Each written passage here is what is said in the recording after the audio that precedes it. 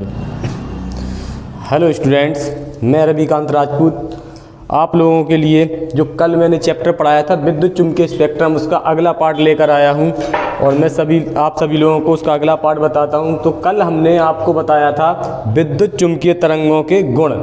तो विद्युत चुम्बकीय तरंगों के गुण के बाद अगला टॉपिक आता है जो कि इम्पोर्टेंट है, परीक्षा में कई बार इससे क्वेश्चन पूछे जाते हैं कि विद्युत चुम्बकीय स्पेक्ट्रम क्या है। तो विद्युत चुम्बकीय स्पेक्ट्रम के बारे में बताएंगे हम आज आपको। तो विद्युत चुम्बकीय स्पेक्ट्रम क्या होते हैं? जैसे न्यूटन ने सबसे पहले दृश्य प्रकाश के स्पेक्ट्रम बताए थे, जो कि सभी स्टूडेंट्स ने कक्षा 10 में पढ़े होंगे कि दृश्य प्रकाश जो होता है जब वो किसी प्रिज्म से होकर गुजरता है तो अपने अवयवी 7 रंगों में विभक्त हो जाता है। वो 7 रंग होते हैं दृश्य प्रकाश के, और दृश्य प्रकाश में जो कि बैगनी रंग से लेकर लाल रंग तक 7 रंग होते हैं, जिनमें सबसे ज़्यादा तरंग दैर्घ्य होती है लाल रंग की और सबसे कम तरंग दैर्घ्य होती है बैगनी रंग की। उसी प्रकार से विद्युत चुम्बकीय तरंगों में भी 7 प्रकार की तरंगें होती हैं, और इनको अगर हम व्यवस्थित क्रम में तरंग दैर्घ्य के बढ़ते हुए क्रम में या आवृत्ति के घटते हुए क्रम में रख दें तो बने हुए स्पेक्ट्रम को हम कहते हैं विद्युत चुम्बकीय स्पेक्ट्रम। तो परिभाषा क्या होती है आइए देख लेते हैं कि यदि विद्युत चुम्बकीय तरंगों को तरंग दैर्घ्य या आवृत्ति के घटते या बढ़ते हुए क्रम में व्यवस्थित कर दिया जाता है तो जो प्राप्त होता है स्पेक्ट्रम उसको हम विद्युत चुम्बकीय स्पेक्ट्रम कहते हैं। ठीक है, विद्युत चुम्बकीय स्पेक्ट्रम में 7 प्रकार की तरंगें होती हैं। 7 प्रकार की तरंगें जो कि जिनके तरंग दैर्घ्य का बढ़ता हुआ क्रम इस प्रकार से कि सबसे कम जो तरंग दैर्घ्य होती है वो होती है गामा किरणों की, फिर एक्स किरणों की, फिर पराबैंगनी किरणों की, फिर दृश्य तरंगों की, फिर उसके बाद अवरक्त तरंगों की, फिर माइक्रो तरंगों की, फिर रेडियो तरंगों की। ये 7 तरंगें मिलकर विद्युत चुम्बकीय स्पेक्ट्रम का निर्माण करती हैं।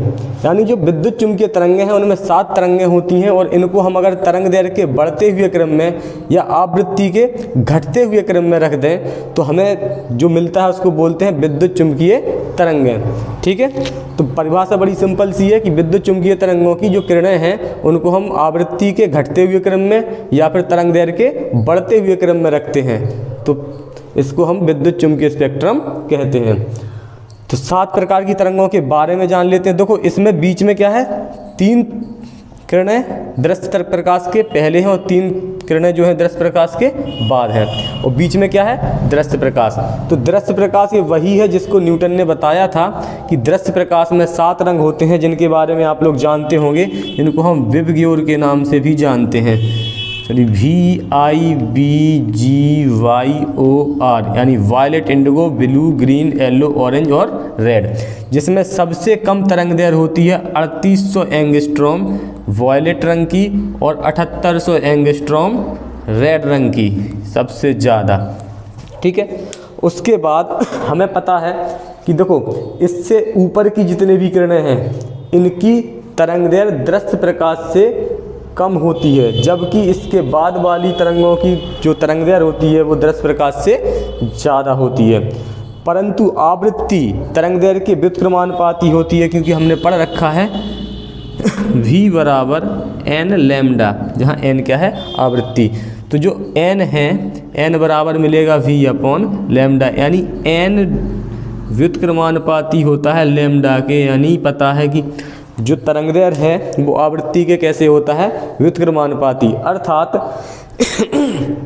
अर्थात जो अगर जिसकी तरंग दैर्घ्य कम है उसकी आवृत्ति ज़्यादा होती है, और जिसकी तरंग दैर्घ्य ज़्यादा होती है उसकी आवृत्ति कम होती है। तो सबसे कम तरंग दैर्घ्य गामा किरणों की होती है, तो इनकी आवृत्ति सबसे ज़्यादा होती है, और रेडियो तरंगों की आवृत्ति सबसे कम होती है, क्योंकि इनकी तरंग दैर्घ्य सबसे ज़्यादा होती है।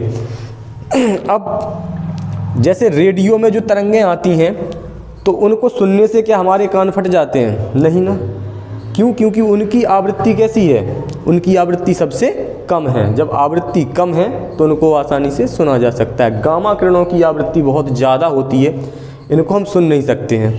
अब हम इनके बारे में थोड़ा और बात करते हैं डिटेल में कि इनको किसने खोजा और इनका उपयोग कहाँ कहाँ किया जाता है। तो इसके बारे में हम बात करते हैं। सबसे पहले बात करते हैं गामा किरणों की। तो गामा किरणों को सर्वप्रथम हेनरी बैक्यूरेल ने और मैडम क्यूरी ने खोजा था। हेनरी बैक्यूरेल और मैडम क्यूरी ने इनको खोजा और गामा किरणों के बारे में बताया। और गामा किरणों की जो रेंज होती है यानी तरंग दैर्घ्य होती है वो होती है 10 की घात माइनस 14 मीटर से 10 की घात माइनस के 10 मीटर तक।